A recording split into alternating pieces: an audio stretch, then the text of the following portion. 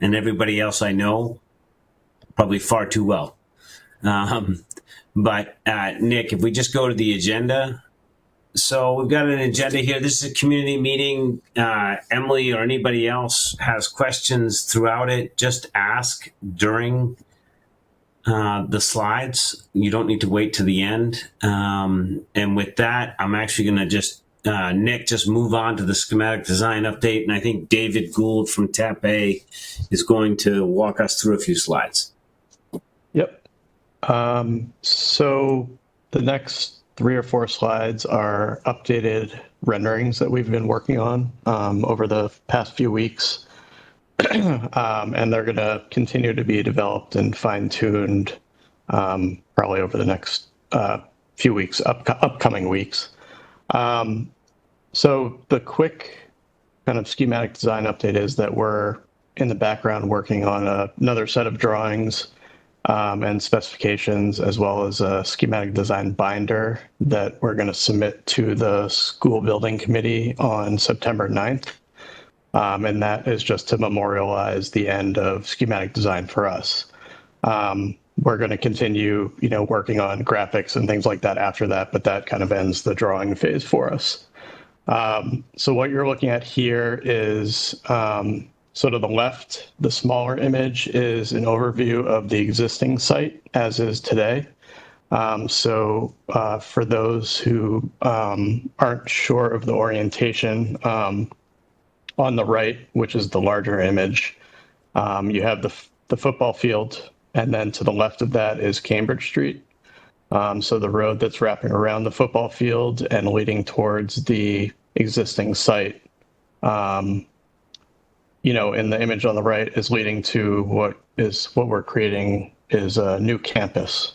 So again, on that smaller image, you can see the existing building, how it sprawls all along the site. And then on the right, you can see the approach to the building and how the building is now split up down the middle.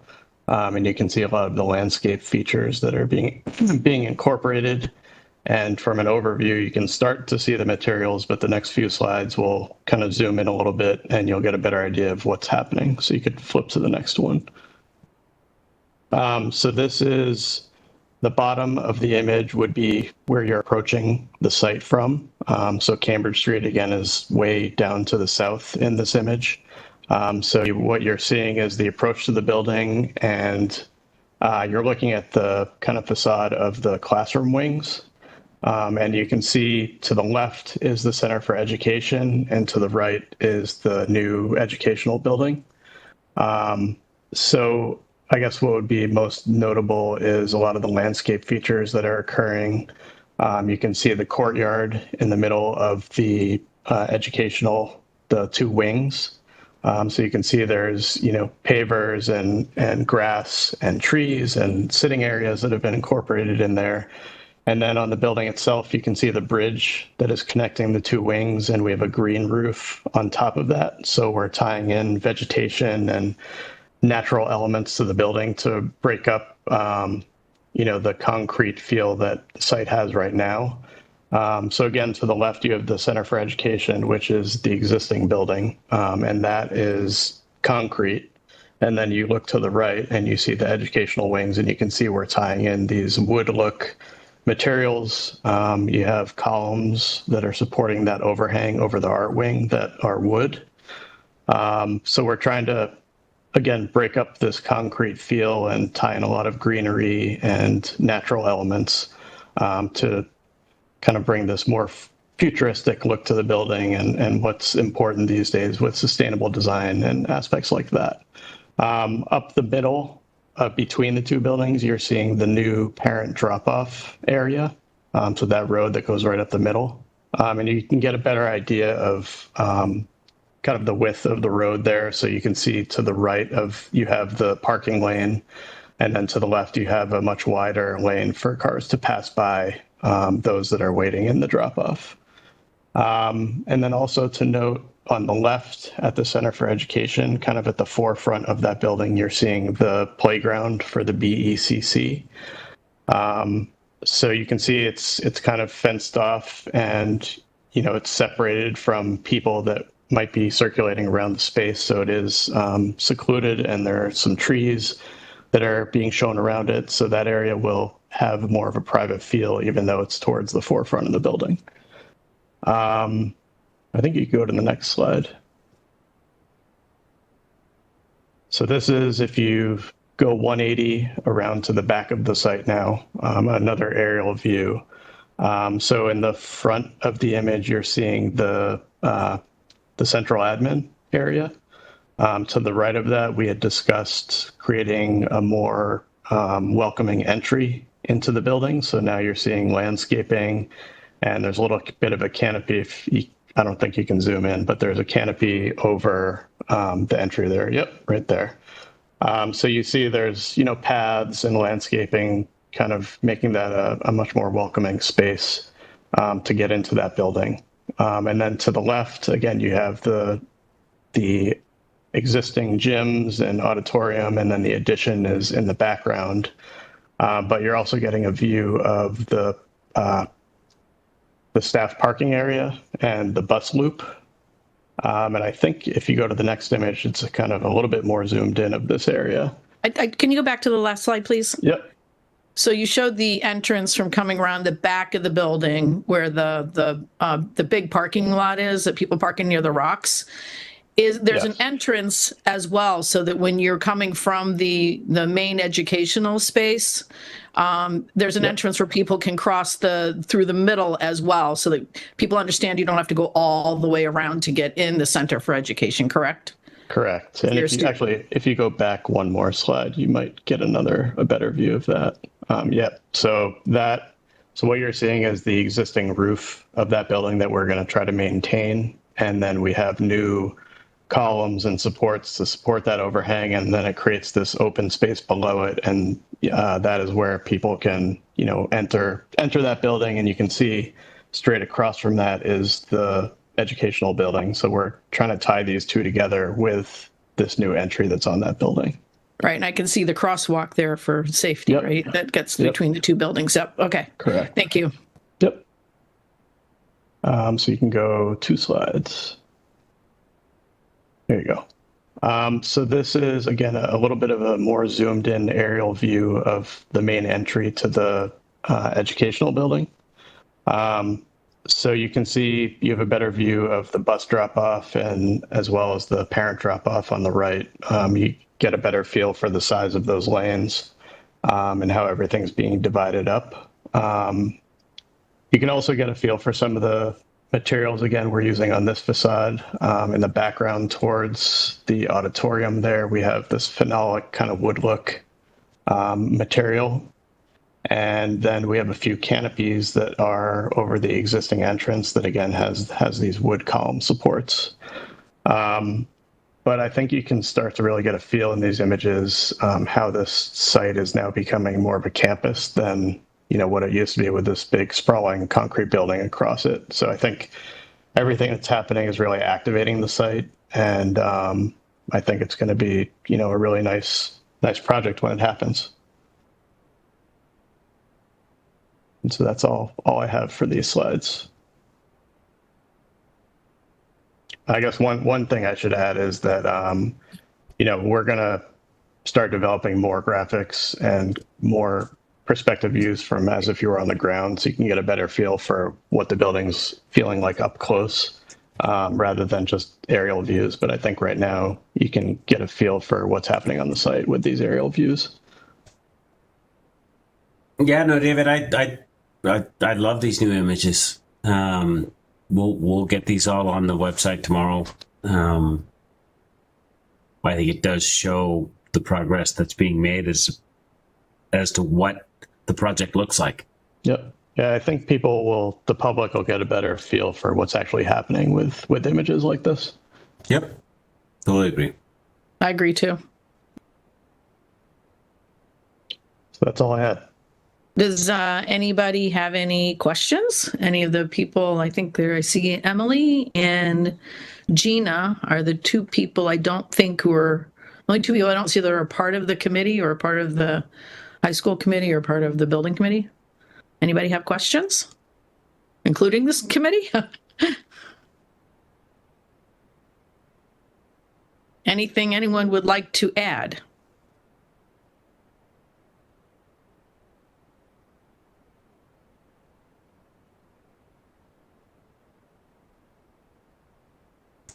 Right. So, hearing nothing, I know. We know Can you pause? There is a hand We up. have kids our age that Jamie did. Chris Monaco has her hand up. All right. Well, Bob's got to work his magic. Whoever Chris is, if it is Chris Monaco or somebody else, you can unmute yourself right now if you want to speak. Okay, it took a while. Oh, okay. I was just, first of all, I was going to say that I think the images are wonderful. They're really nice. I like the one with the school buses especially. But as far as anyone on here who wants to ask questions, unless you've been on a lot of these, you don't know how to put your hand up. And everybody's muted, and I know why. But it's really tough to interject anything or say anything or ask a question because we're all muted. Just for everyone's knowledge, on this particular call, no one is muted forcefully and can unmute themselves. I was muted, and like I kept trying to unmute until I finally put my hand up, and I couldn't. Okay. I apologize. Well, you don't have to do that, Bobby. Bad Bobby. And it looks like Doug also put his hand up as well. Correct. I would just say, I guess let me turn my camera on, follow the rules here. I would just say this particular image, I like it a lot also.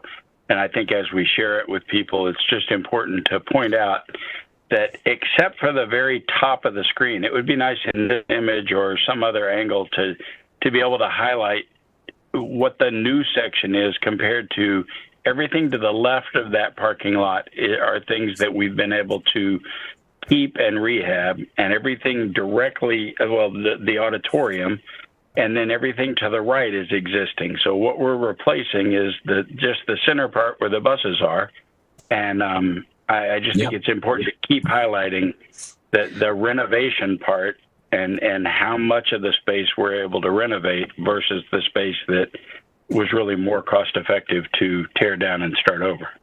Is there a way to, I hate to say it, add arrows and bubbles or something to just kind of point down to say, renovation, then addition, and then again across the street where the Center for Education is, that's, all renovation?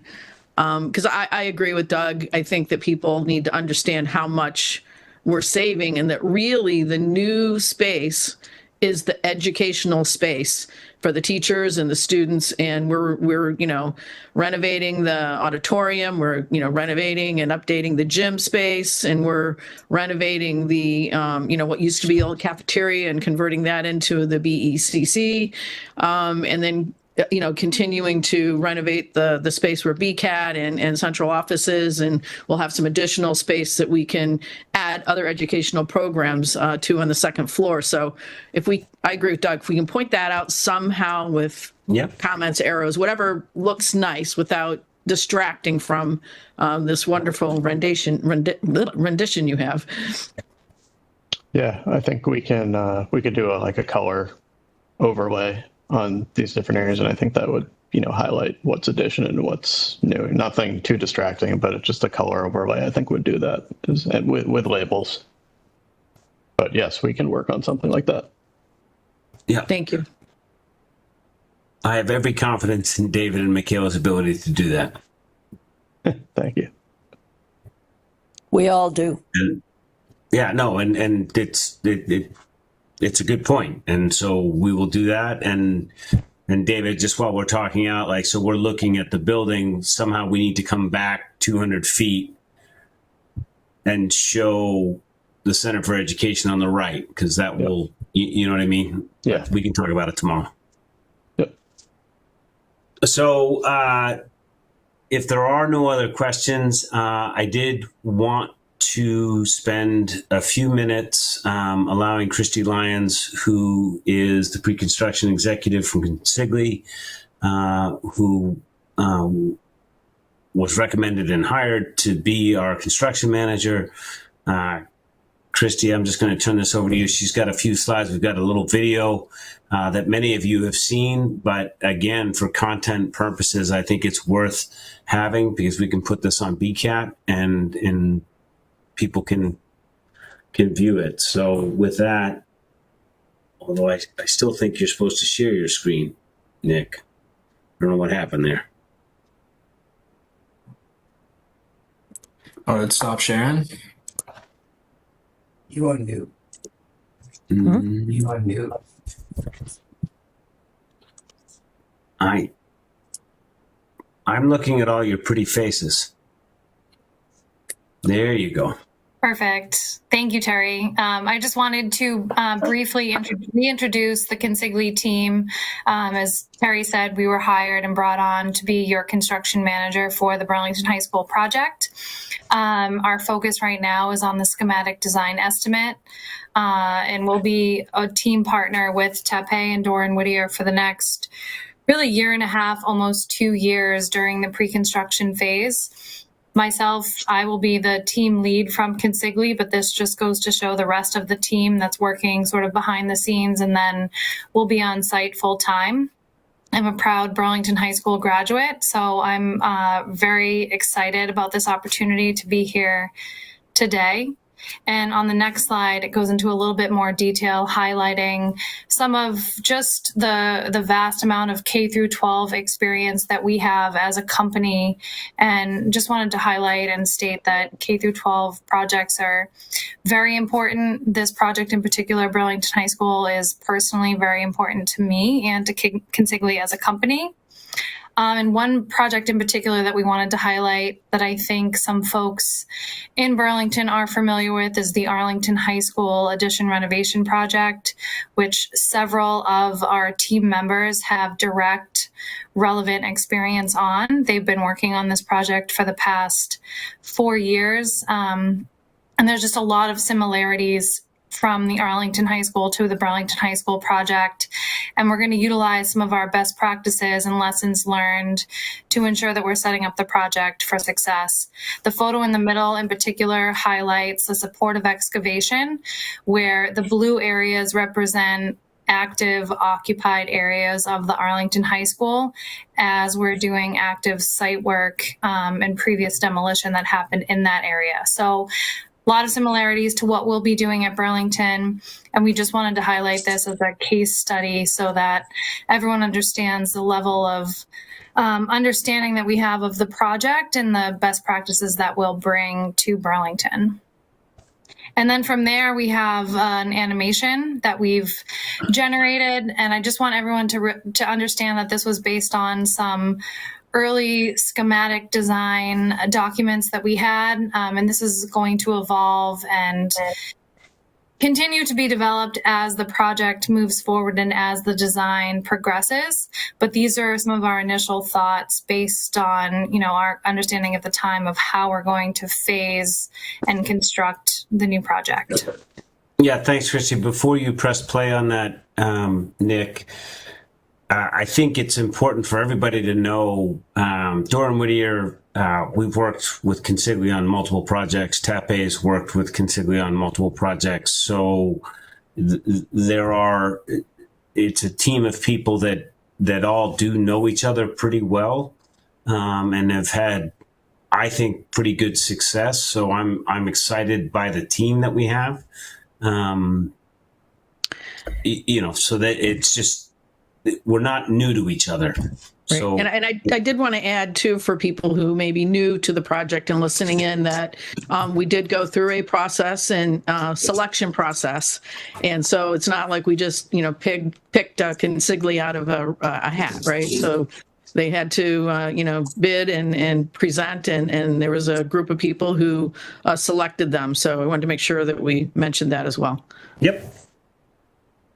Right. With that, Nick, can you play that video?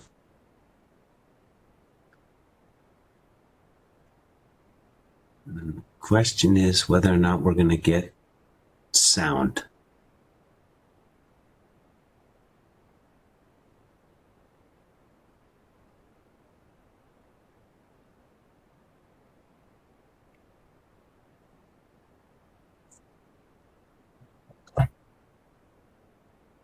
So Nick, out of curiosity, I don't hear any sound. Let me try again. Sorry. It's all right. All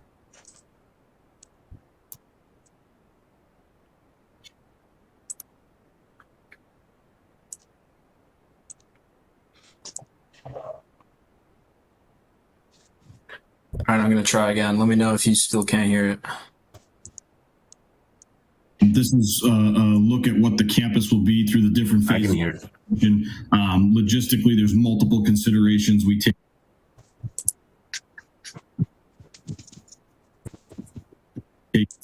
into account, but the one I really want to focus on here is the safety of staff and students throughout the whole project.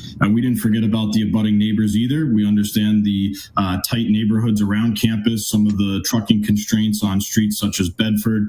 So we've identified a safe mainstream route into the campus that won't affect the abutting neighbors. We've also taken a look at how the campus moves during the day, understanding drop-off and pickup times. In the first phase, how we're going to have to make some alternate bus loops around campus to never have any sort of bottlenecking. How to safely get the students into the building by having some temporary sidewalks put into place, as well as some parent drop-off areas temporarily created in the student parking lot. You see that here. Again, safety is always number one priority. We have Jersey barriers protecting the sidewalks, flashing signs at the crosswalks, clean separation between where we'll be building the addition and where staff and students can get into the building. And one cool thing here is the entry points for all of phase one are exactly what they are today. So we were able to work it in a way that it's not going to be a learning curve. There'll be some temp parking lots and things of that nature, but the actual entrance and egress points will remain the same. Here's a couple of shots of what the project will look like in terms of the flow of the build, the new addition. Again, keeping in mind here when we have a crane on site for steel erection, when we have concrete pump trucks, when we're pouring the slabs and the foundations, always staying inside the confines of our job sites, never interrupting with the student population or interrupting how traffic is during pickup and drop off. Again, taken just at our first stab approach, but throughout the phases of the addition, we'll be working over a few summers where we want to tackle some work such as the gymnasium and the auditorium. Again, strategically with the academic calendar, so we're minimally impacting those departments during the school year. And then we'll start phase two. So we'll reestablish our construction fence over the next leg of the work. We've got our next round of renovations, such as creating the BECC space, working on how we're going to sequence the abatement and demolition, that mid part of the building. I talked about in that case study, how we're going to safely drop that building and strategically do it over the course of a summer so that when staff and students come back in the fall, the building is substantially down. All that high risk work happened when there wasn't a huge population on campus. And then what they're seeing through the start of that next school year is the site work, creating the new road, the new drop off, the new addition for the new main entrance. Here's a shot of what that bus loop will look like after phase one. We're suggesting a temporary drop-off area over by where the gymnasium space is. We feel that this will help with flow around the campus for buses. And again, that parent drop-off will still remain over at the student lot. So we're not jumping around 10 different times throughout the course of construction. We're trying to keep it as mainstream as possible. And then lastly, in phase four, we'll establish the site fence once more. We will work on the renovation scope revolving around the new Center for Education, the new BCAT studio space, and we'll wrap up the project with finishing all the landscaping. We like to give a top coat of asphalt and line striping at the end of the job. So even though it was phased over 4 years, it all looks clean and uniform when we leave. And proudly and excitingly handing over the keys, at the end of phase four to the new home of Burlington High School. Nice.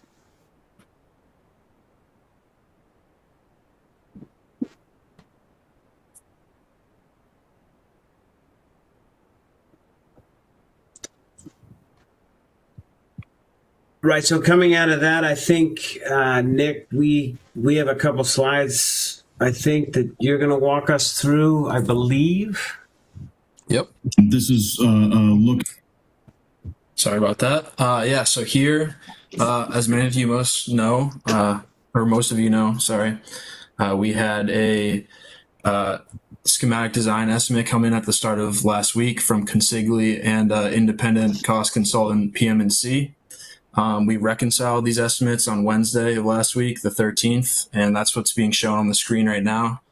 So I'm not going to run through all these numbers, but I will point out the total construction costs for the two estimates came in at $267.4 million and just under $270 million. And underneath that, we have a 20% adder for soft costs and a 5% owner's contingency, which bring the two estimates to $334.25 million and $337.5 million, excuse me. And so we presented these estimates to the SBC on last Thursday, the 14th. And after some discussion, they decided to move forward with a $340 million not to exceed number. So that number was submitted to the select board last Friday, the 15th. And over the next coming weeks, the team's going to be working on refining the estimates and getting the numbers down, specifically the soft costs below the number that's currently there right now. So that number will be presented to the SBC at the start of September. And I'll talk about it a little bit later, but first I'm going to show the project schedule, and I'll say that we're on track. We're right where we want to be. The only thing to point out here is that we're still waiting for confirmation to ensure that the November 15th debt exclusion vote date works for the town. And I don't know if Terry, if you want to say anything about that, or if I should keep going. Yeah, no, I spoke to, and folks on this call are aware of this discussion, but I did speak with the town clerk today. She's waiting on confirmation from a couple of vendors, and we're hoping that the 15th works. There's, things about number of ballots and ensuring that we can do a direct mailing. But we're hopeful that the 15th of November works, assuming that the 29th at Fall Town Meeting, the project is approved to go to a debt exclusion vote. All right, so here's the timeline of what I was mentioning earlier. So the 15th, we submitted the not to exceed number to the select board. And over the next few weeks, we're going to be working on that number and presenting it to the SBC on September 9th, which has been changed from September 11th. And that's because on September 10th, we need to send the finalized estimate to the town to include in town meeting materials. And so on September 12th, the town meeting materials will be sent out to the members, and they'll have some time to look at all that before the town meeting on the 29th. And we're also holding an informational session for town meeting members on the 25th of September at Marshall Simons Middle School at the auditorium, just to answer any questions that they might have. So hopefully that brings some good votes in for town meeting. And if that passes, we'll have some school building committee meetings afterwards on October 9th and November 13th, right before the debt exclusion vote. And I will just add one thing to that, Nick. Whatever event was scheduled at the high school on September 25th has been canceled, and our info session for town meeting members will be at the high school on September 25th in the auditorium, which is where they have town meeting. So, but we'll make that change when we post it on the site. Cool. And so for community outreach, do you want me to cover this too, or? You're on a roll. All right. So it's been pretty busy month so far with community outreach. At the end of July, we met with Cartoon EDU to discuss some scripts for informational project videos that he's making. We have some more info on that on the next slide. But at the start of August, we attended Burlington Day. We were there all day with a tent, and we were spreading awareness for the project and answering questions. There was a lot of positive feedback, which was great to hear. It's some real excitement in the town. A few days later, on the 6th, we did public safety night. I know Terry was there for that, and there's a lot more positive feedback as well. A lot of younger children there with families, so they're super excited about the project, which is great to hear. And then the 11th, we attended a select board meeting. And the 14th, right before the SBC meeting, Terry and Consigli had an interview with BCAT, which should be posted on the website sometime in September. So coming up in September, we have the 18th, the planning board meeting, which we're attending. And then that 25th project update for town meeting members, which we mentioned, and then town meeting on the 29th. We're going to be attending some events, hopefully through September, like the beer garden or some Little League games. Our community outreach working group has been trying to find some events that we can start spreading more awareness for the project. And then if town meeting passes, we are scheduled to be presenting at the Council on Aging on the 14th of October. Just to answer any questions that they may have related to like the debt exclusion vote and all that. And then finally, November 15th, the debt exclusion vote, if that gets approved, which hopefully it does. And then on this slide, this is the cartoon EDU information I was talking about. He makes some really good informational videos that are consumable, like 2 or 3 minutes. They'll be covering the 5 pillars that are shown here.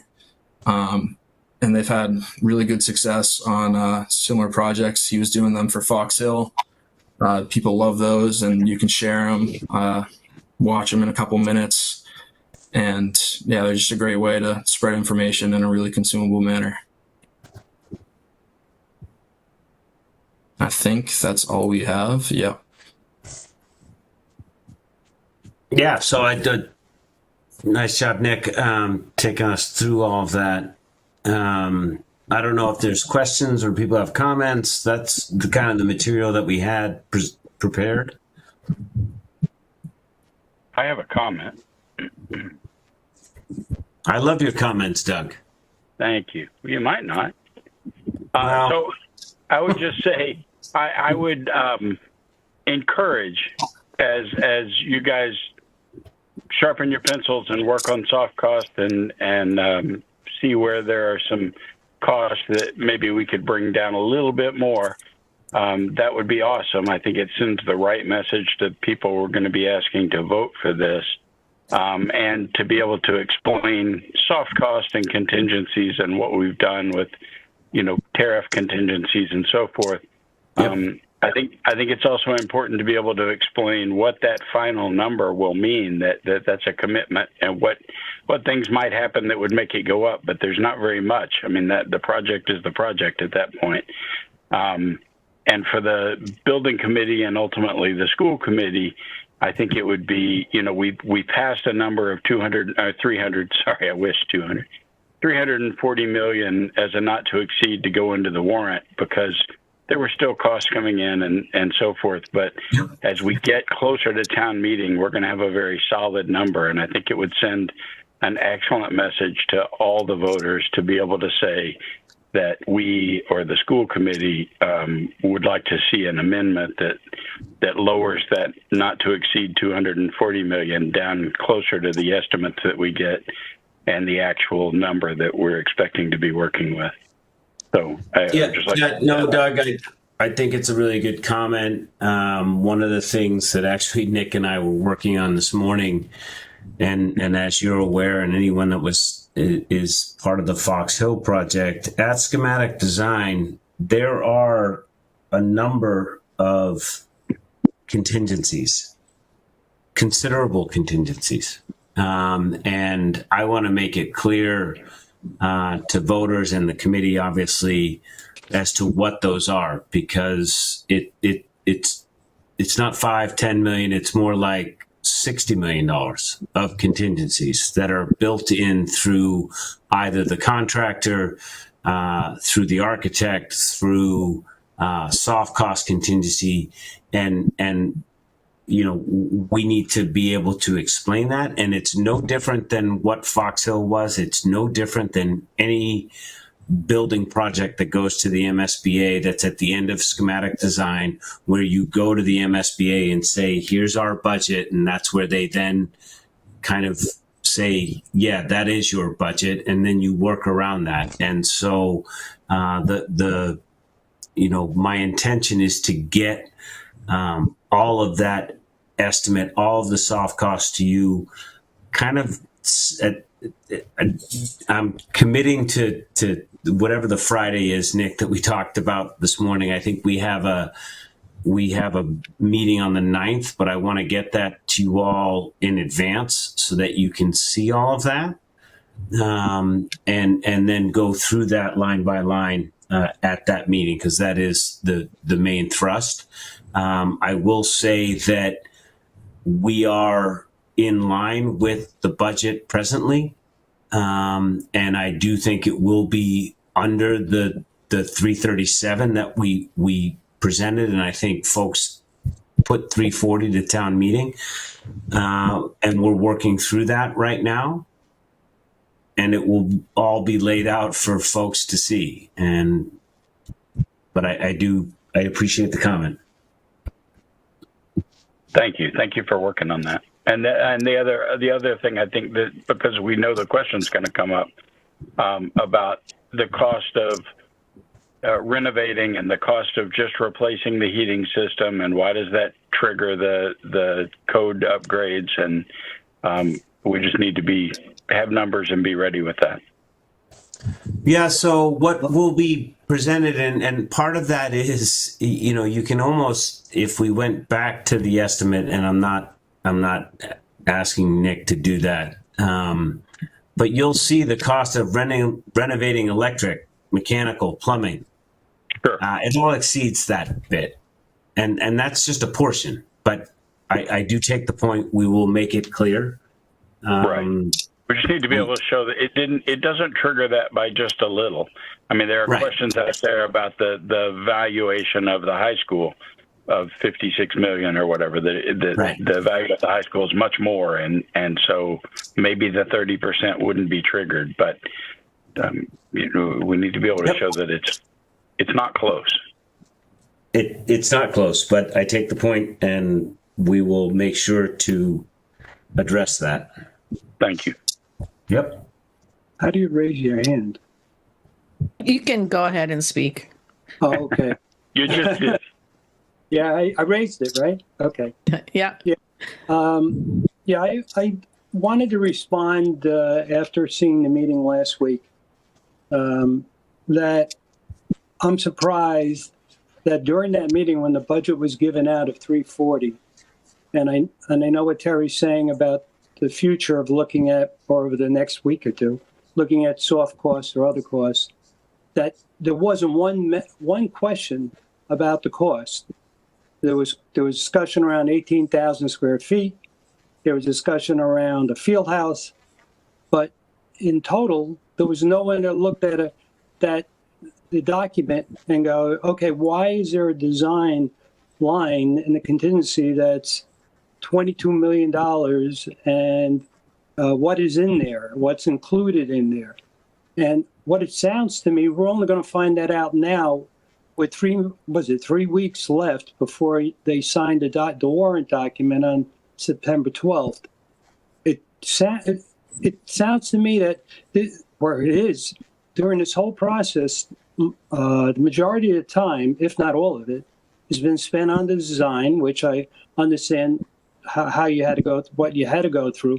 However, I think the question about were costs considered at all or questioned during this whole process, it seems to be only now in the last 3 weeks of this project that you're starting to answer or at least dig deeper into those questions. Even for example, I tried to take what was on the last meeting from the estimates from the two parties, from Consigli and the cost estimator. And I said, where is the original PSR that was originally done that could match up to this? So I could do a reconciliation of what changed. Because I know that you can have 33 million on the first one, 340 on the second one, but you could have shifts of 20 million on one item and 20 million negative in the other item, and that's significant.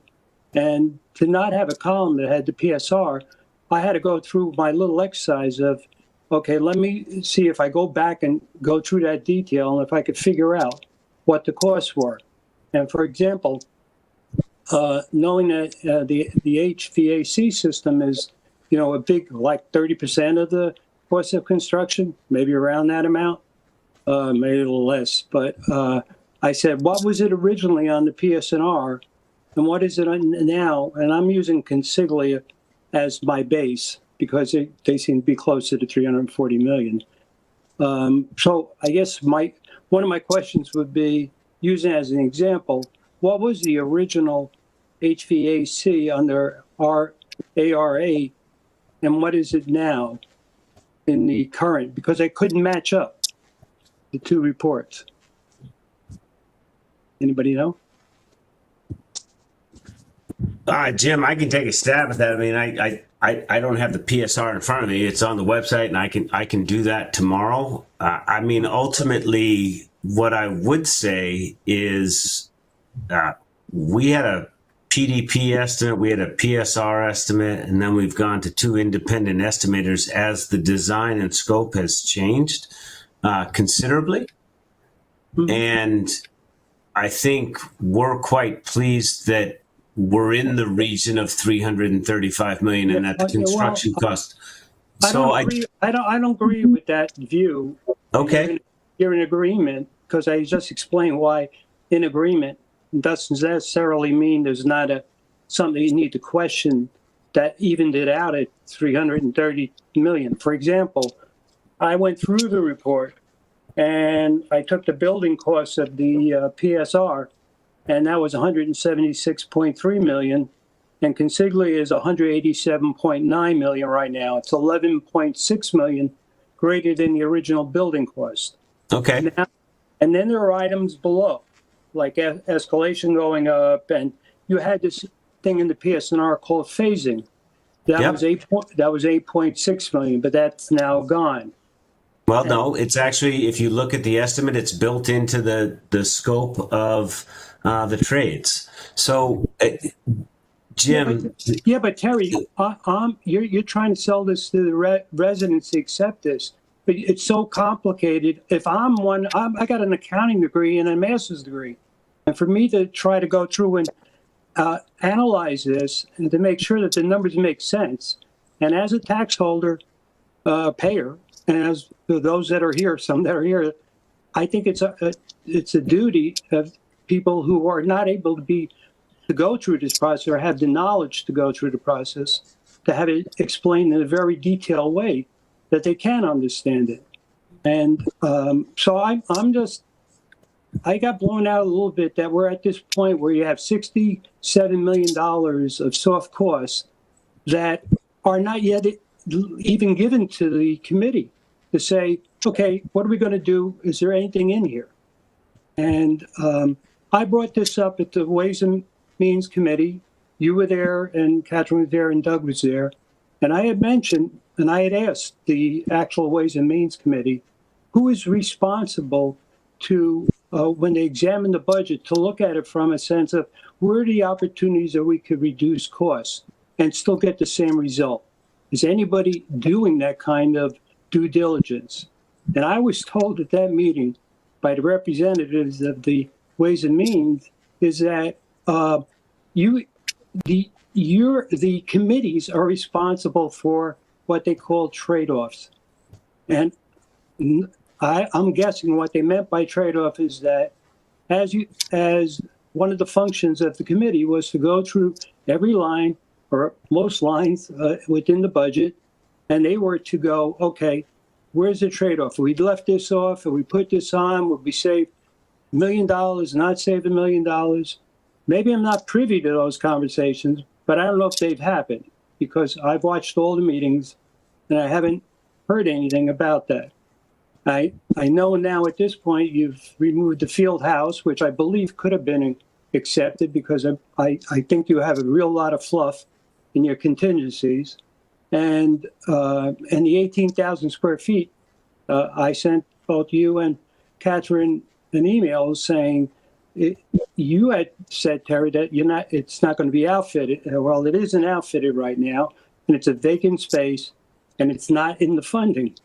So is it going? And Jim, just on that point, it's a vacant space, but it's still like the walls, everything is finished. It still has MEPs, and so yes, I don't know what it would cost to do exactly what the school would like, but you're focused on something that I have questions. I can't give you an answer to. Well, I have questions, and I would bring it out with anyone who asks me that's in the town that's going to be voting on this, because I'm really concerned that you're coming down to 3 weeks before you sign a document, and all the costs haven't been evaluated at the way I was told they are evaluated to make that decision.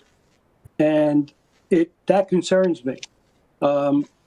It's a part of due diligence of being on the committee, according to the way it was described to me, to do that analysis.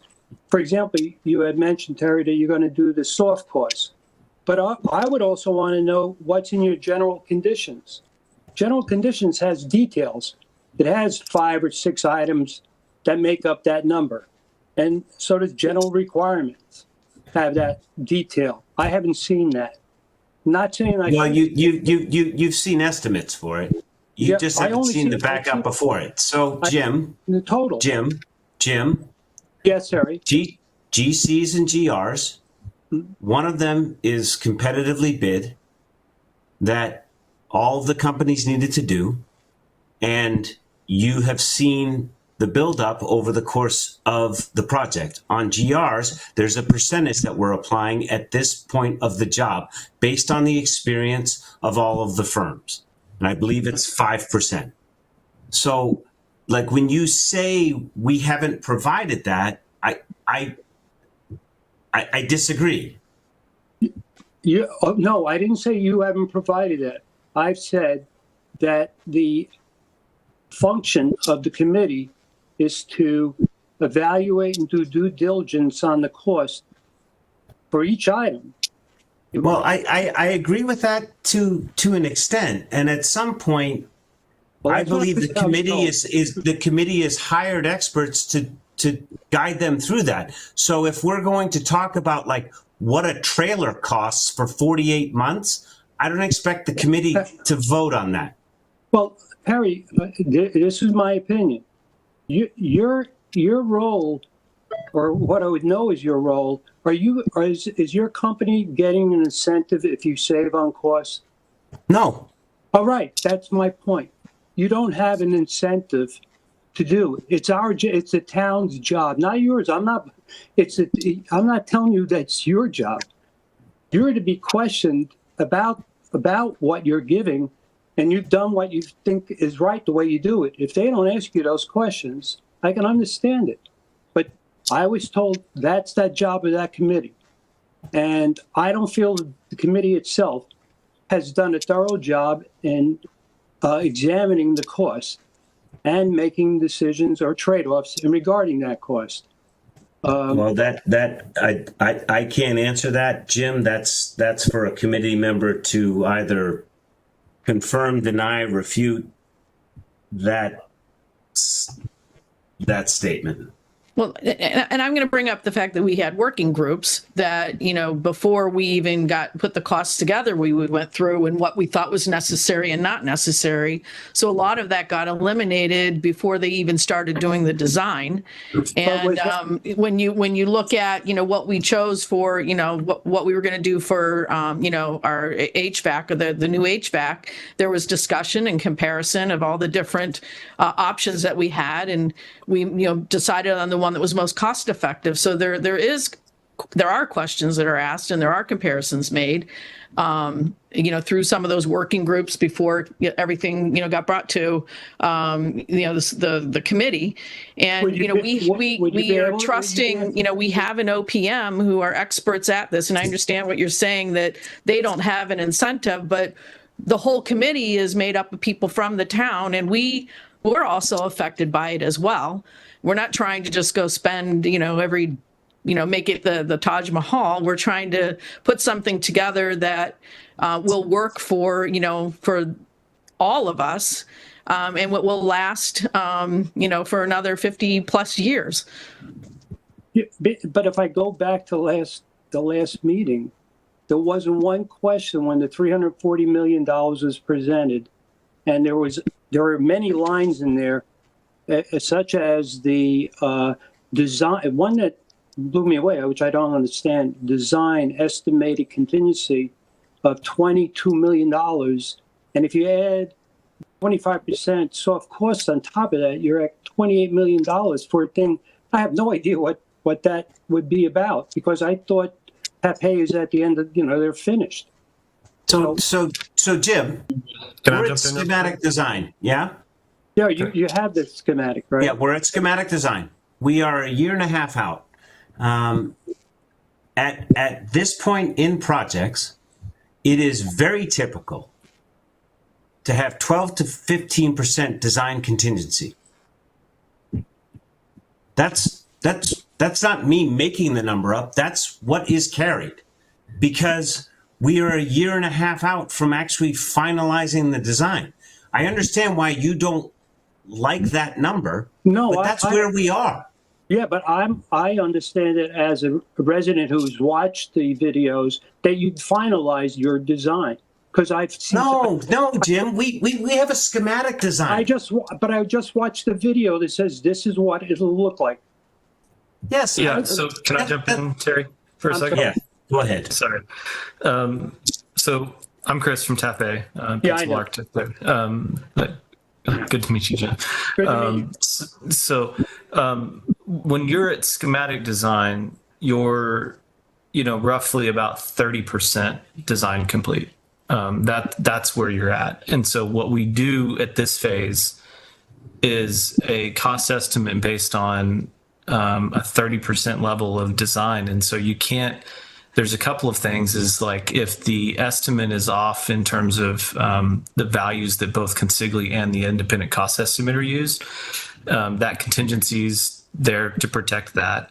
But also the fact that we are at 30% design and we don't have the other 70% done, there's some risk there to a town on what may or may not come up in the final phases of design development, and construction documents.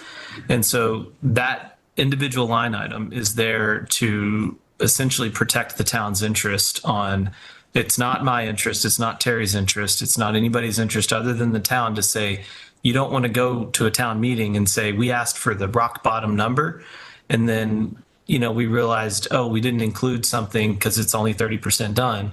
And we have to finish the design. And so now we got to ask for more money from the town. And so that's why that specific contingency is there, coupled with the escalating factor that is anything that can happen from just the natural escalation of prices. And so the process that you're kind of referring to is actually one that happens between when the project is funded and voted on from the town through the completion of construction documents, where we are going through, now that we've got a really solid estimate that we all believe in, we can go through all the line items, and the hope is that that design and pricing contingency actually comes out of the budget as we go on, and we have track record of our firm producing that result, where it comes out of the budget, and the budget just keeps getting lower and lower and lower as you get further and further in design, because turns out at 30%, we actually captured a lot of the scope and we didn't need that contingency. But none of us are ready to say, just get rid of it or reduce it at this point, because we don't know the unknowns until we get further drawn. And so I think the process you're looking for, and the number that is being requested right now is as everybody's said, it is a not to exceed number. And that is the budget that we know that we can bring the project in under. It's going to be further refined before town meeting. And then from there, once the town funds it, we hear loud and clear that the price has got to be lower. And that's what all of our goal is. I don't like expensive projects because they're expensive. I live in a town that's done a lot of expensive projects, and I think it's just impactful to everybody. And so I think that the drilling down and bringing down of project cost, value engineering is the term you'll hear us use, where we try to get the value of the project engineered into it, but for less cost, is a very meticulous process that takes months. It'll take us a year to drill through all of that stuff to get to the final number that is the GMP, that is the number that is actually the number of the project. And so, but when you're trying to ask for the money for a project at 30% design a year and a half before it actually bids, you have to have contingencies in there to protect your interests so that we don't have to go back and ask for more money. This way we can progress the project, we can progress the design, and we can move forward with that. And I think that's kind of an important perspective to view all the things that you're diving into. You got to look through it through that lens. And then the other thing I'll just comment on is, like, when you compare back to a PSR or PDP estimate, you need to bear in mind that when those were presented back then, they weren't presented as though this is the number. This was I understand, so, Chris. So you just have to bear with us, and you have to understand that, like, when you're trying to do things line by line from between PSR and even schematic design, like, you won't get that level of the level you got at schematic design is a much deeper level than we had at PSR. And so you won't be able to track some lines to the other. And so those were more sort of order of magnitude numbers is the way I think we presented those, and where you could compare one to the other, sort of making sure we're talking apples to apples or oranges to oranges, or maybe apples to oranges. And then the committee could say that's more in the ballpark of what we think the scope should be, which was this option, AR8. And then we are set off on schematic design to go and to design that scope. And so through the working groups, as Catherine said, and all the building committee meetings and everything that we've done so far was putting the scope into the project that's been requested through all of the programming meetings that were both you've watched and some that you haven't. And those are with educators and the end users in programming meetings. And so all of that's been layered in now. We feel confident that we have a number that's a not to exceed. We're working on reducing that actively right now, and we will continue to work on actively reducing that from the moment it's voted through until it is you get the final GMP. Okay, Chris, can I ask the person sitting next to you, I mean, picture, for Doug, as far as I understood, signing the warrant at $340 million and it passes and so let's say it goes through, I would think that the Ways and Means already start bonding, or we already start, assuming that 340. Do we start bonding or getting money on that? You bond as you expend, and so you bond initially with bond anticipation notes, bands, which are short-term construction loans. Once the project is completed, then you look at, okay, what's our total amount, and then you bond that. And so we will even, I would assume, as we've done with other projects, we may look at using some free cash to pay off some bands instead of bonding them. But we'll use that with our bond counsel and with the advice of the town administration and the finance people to say this is our best way to save or to spend the money. But it doesn't mean that we're going to go out and bond $340 million. I think if this passes, then in December, we will start spending money monthly, because then we'll be finishing design for the next year. And then the following April or May, then you'll start to see spending big dollars because construction begins. Right. But it is still in, as those bills come in, then we can borrow the money and put it on a short-term construction loan if you were looking at a more of a residential process. Right. And then when the project's over, that's what you bond. It doesn't mean I don't expect at all we would bond $340 million. I also think that we have to make it clear, and it's why I'm bringing it up, that at every turn, when there's a chance to save money, we look at it as this is money that we're not going to borrow, not how can we add to the project or how can we change the project. I think what we go to the town with for a vote is this project, and this is what we're doing. Mm-hmm. You see a little different approach sometimes when there's MSBA money involved.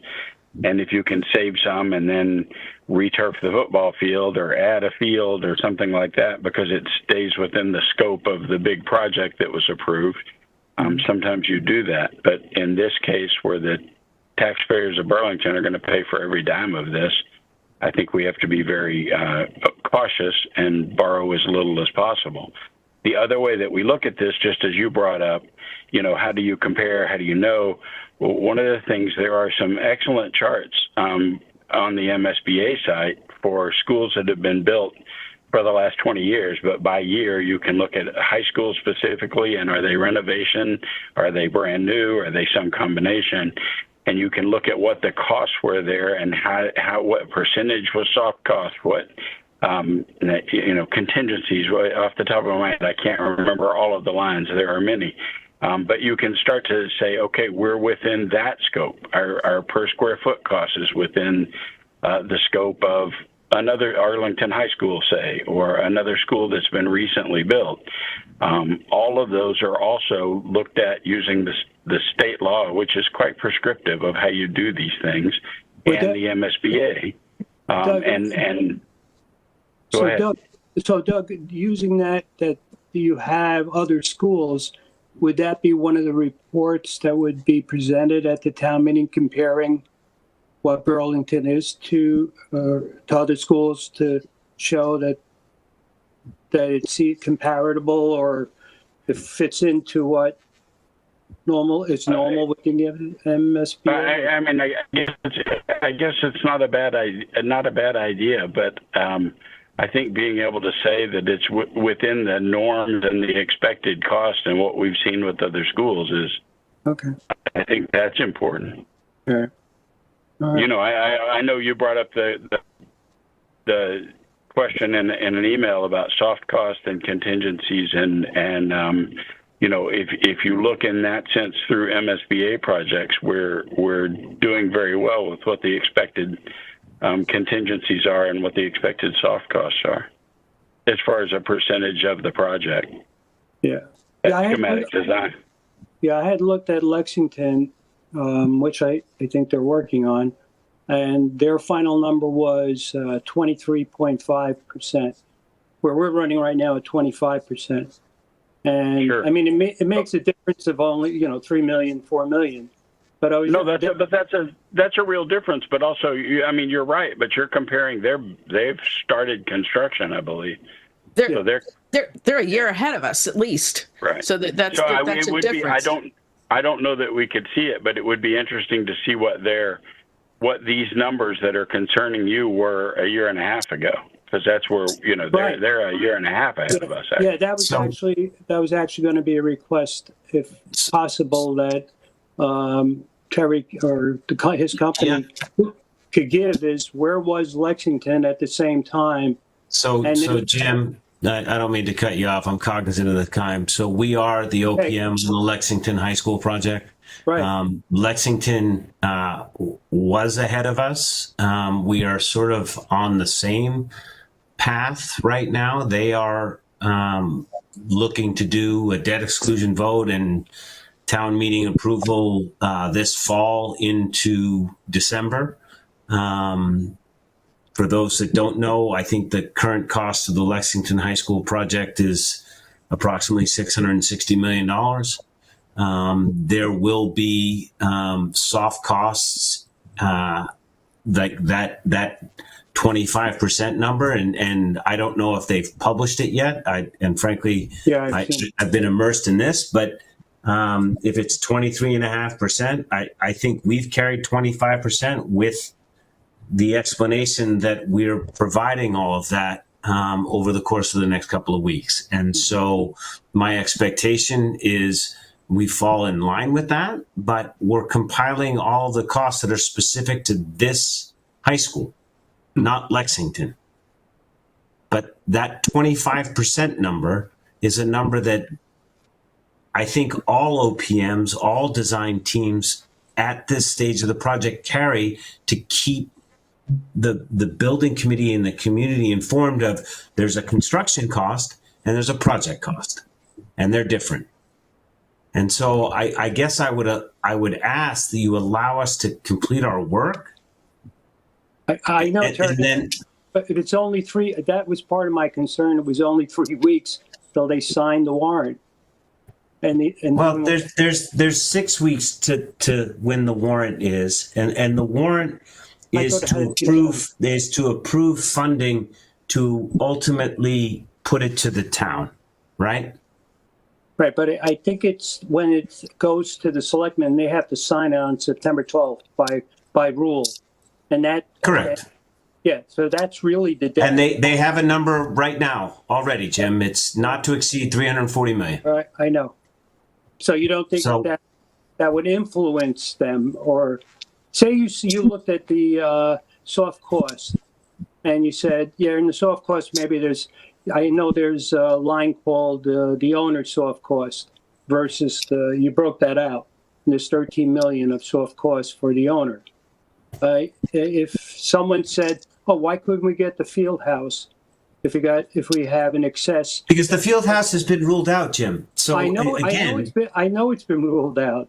Then why do you ask? I'm playing devil advocate because you're going to be asked. Well, but I can't do devil's advocate with you on a public meeting. Like, I'm happy to have a follow-on conversation with you tomorrow, and we can go through this. Like, I'm more than happy to do that because I know you're vested in the numbers, but picking things out and then asking me about them, like you've just brought up the field house. Well, you also know that last week the building committee said don't have that as an alternative.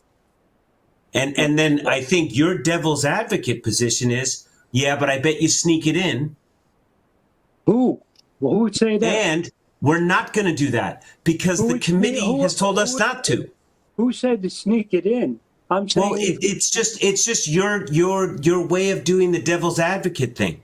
No, my devil advocate. I'll tone it down a bit, but it's finding that there was money that we could have saved that we haven't yet saved.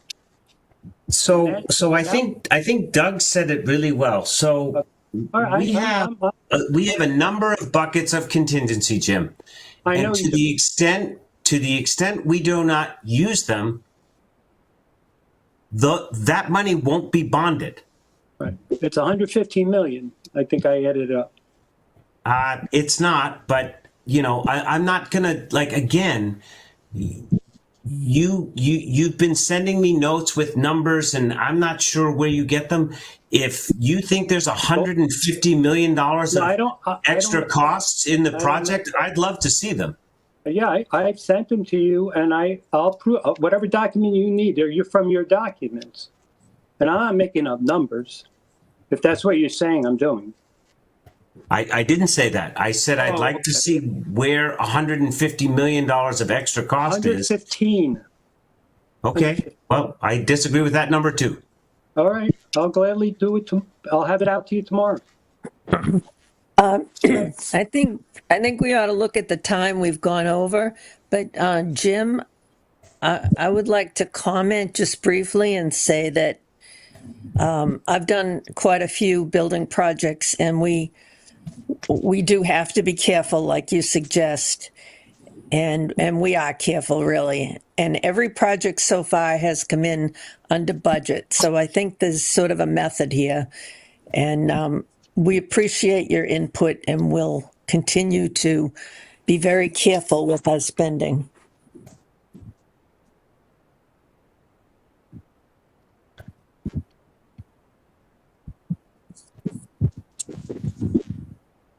Did we lose him? Maybe. Yeah, no, and I'll follow up with Jim tomorrow. I mean, he and I, we have frequent emails back and forth and talk, and happy to answer questions, explain numbers. And Doug, I think it actually makes me think that between you and me, and maybe we sit down with John in the next week or so and kind of run through things, then I'm happy to invite Jim. I love questions. Sounds good to me. Yep. So with that, I don't think we have anything else. I don't know if we still have anybody else on. Is Emily still here? No. No. All right. Well, I think we're good. I will, unless there's other questions or anything, I think we're good. All right. Well, thank you, everyone who was able to attend, and those who attended for part of the meeting and had to go. Again, we'll looking forward to the upcoming meetings, and please participate as you can. Thank you. Bye, everyone. Bye. Good night.